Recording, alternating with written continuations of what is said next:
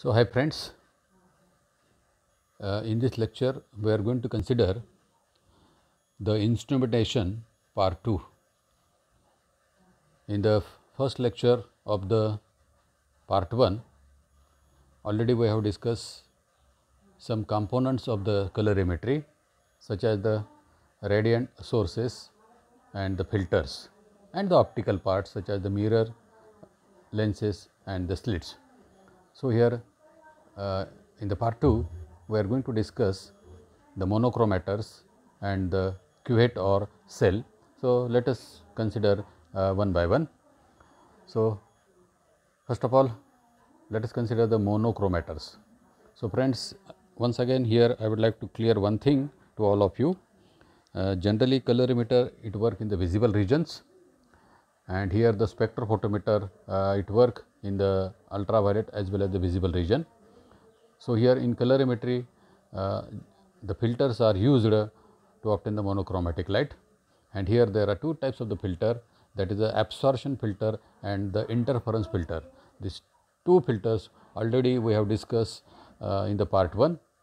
Then here in the spectrophotometer, just to obtain the monochromatic light from the polychromatic light, here the monochromators are used, and in this lecture we are going to discuss the monochromator. Generally there are two types of the monochromator, that is the prism and the diffraction grating. So, here a monochromator is a device which convert a polychromatic radiation to the monochromatic radiation, and here when we consider the monochromator, it consists of entrance and exit slit. So, already we have discussed the functions of the slits. So, here entrance and exit slits are used just to restrict the unwanted radiation and help to control the spectral purity of the radiation emitted from the monochromator. Then here the lenses or the mirror. So, here what is the use of the lens? With the help of the lens and parallel and the intense beam of the light is obtained, and here mirrors just to focus the radiation. So, here with the help of the mirrors the path length of the light inside the instrument is also increases. So, here the lenses and mirrors, and the third and the very important, that is the dispersing medium. So, here prism and diffraction grating. So, what is the role of the prism and diffraction grating? So, here just to isolate the wavelength from the polychromatic radiation of the source. So, here the wavelengths are isolated with the help of the prism and diffraction grating. So, here the first of all let us discuss the prism. So, here prism is the suitable dispersing element, and that can isolate the selected band of the wavelength. So, here prism is the triangular shape of the piece of the glass or the quartz. So, let us consider the diagram. So, here the prism as a monochromator. So, this is the entrance slit. Here there is a source. The light radiation which are coming from the source, they are passes through the entrance slit, and here these radiation they falls on the collimating lens, and here we get the parallel and the intense beam of the light. So, here when the parallel and the intense beam of the polychromatic light, when it falls on the prism, here there is isolation of the various wavelength, or there is a separation of the various wavelength. This is the focusing lens, and here this is a exit slit, and here there is a cuvette and then readout system. So, here this is the diagram of the prism. So, polychromatic light when it passes through the prism, there is a isolation of the various wavelength, or here there is a separation of the various wavelength, and here the range of the wavelength it is in between 400 to 700 nanometer. So, light is admitted through an entrance slit, and then it is collimated with the lens, and it enters into the prism and get dispersed by refraction. So, here the light is refracted to the different degrees depending on their wavelength, that is important. Shorter the wavelength are refracted more than longer wavelength. So, here we get the various wavelengths. So, here any desired portion of the resulting spectrum can be made to pass it through the sample by rotation of the prism. So, here by rotating the prism we can adjust the wavelength. So, here usually or normal glass prisms are used for the visible range. So, here when we consider the visible range, at that time here the prism which are prepared from the glass, it can be used. While when we consider the ultraviolet region, here the prism which is prepared from the quartz is used, and here when we consider the infrared region, that is IR region, that is a prism, they are prepared from the alkali halides. So, friends, this is about the prism, and the prism is the very good dispersing element. The various wavelength can be isolated or the separated with the help of the prism. Then here the let us consider the second point, that is the diffraction grating as a monochromator.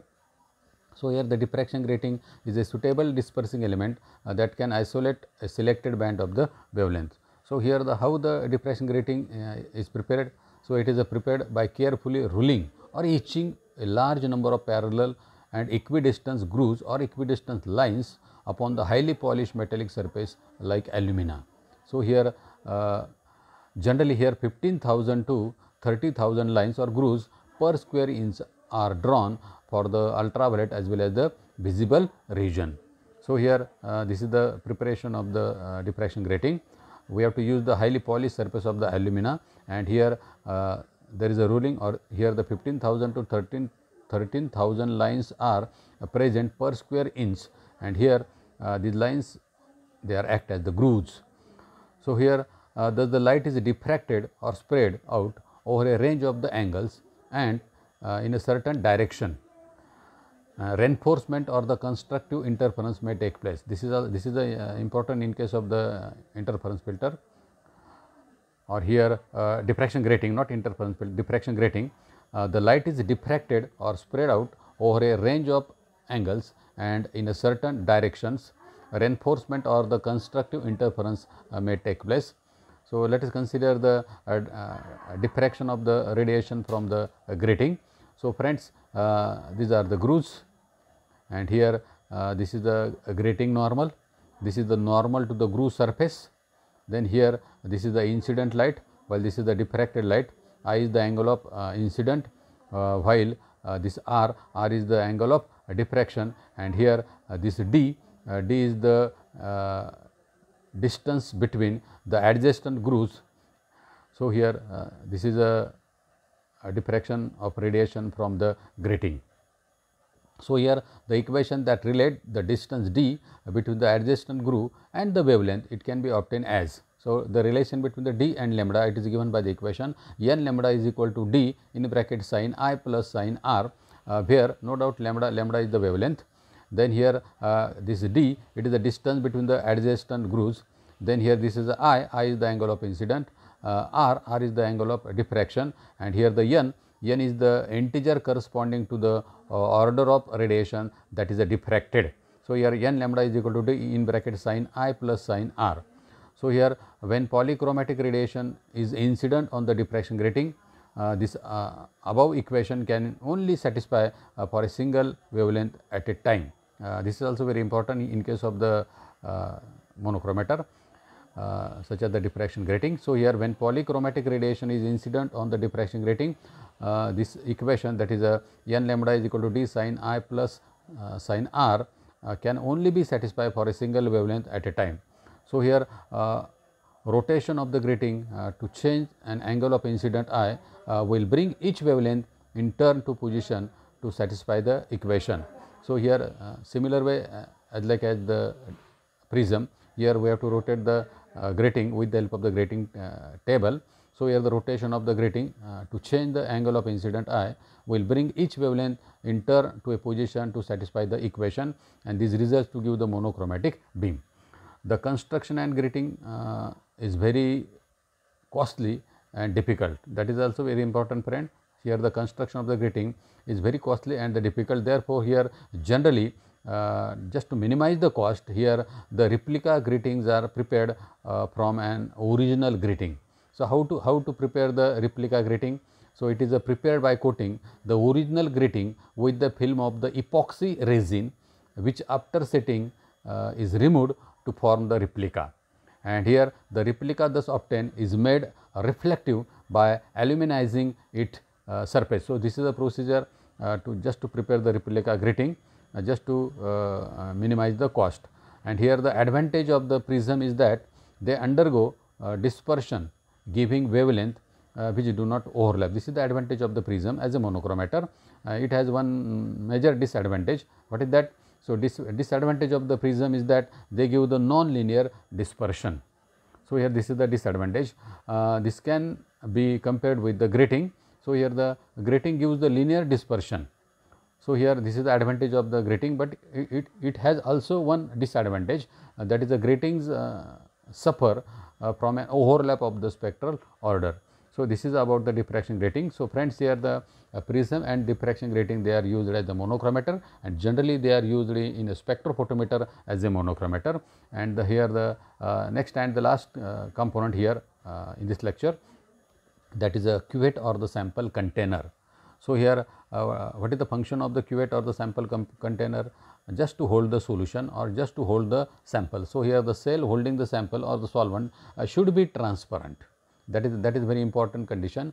The cell or the cuvette, it should be transparent to the wavelength region under study.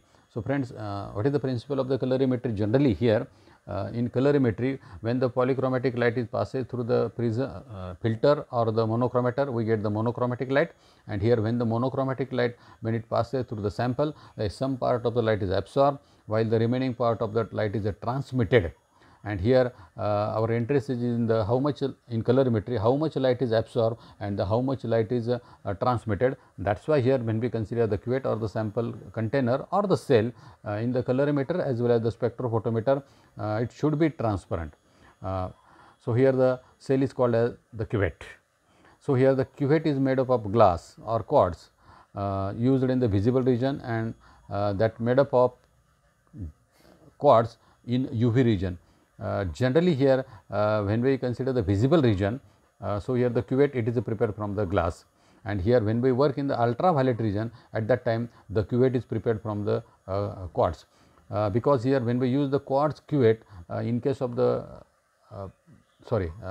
if we use the cuvette which is prepared from the glass in the ultraviolet region. So, what happen? Here the glass it absorbs the ultraviolet region, that is why here in the UV region the glass cuvette is not used. So, here the cuvette which is prepared from the quartz, it is used in the ultraviolet region. So, the cuvette may be, it may be the rectangular or it may be the cylindrical in shape. So, here this is a cylindrical cuvette, while this is a rectangular cuvette. Just to hold the solution or to hold the sample, here the cuvettes are used, and here the internal distance or the diameter. So, this is the internal distance or the diameter of the cuvette. Generally it is a 1 centimeter, here also it is a 1 centimeter. So, here the cuvette or the sample container, just to hold the sample or to just hold the solution, and what is important, it should be transparent. And here generally cuvettes are prepared by the glass or the quartz. In ultraviolet, generally cuvettes which are prepared from the quartz are used, while in case of the visible, the cuvettes which are prepared from the glass or quartz can be used. So, friends, this is about the monochromators as well as the cuvette. Thank you.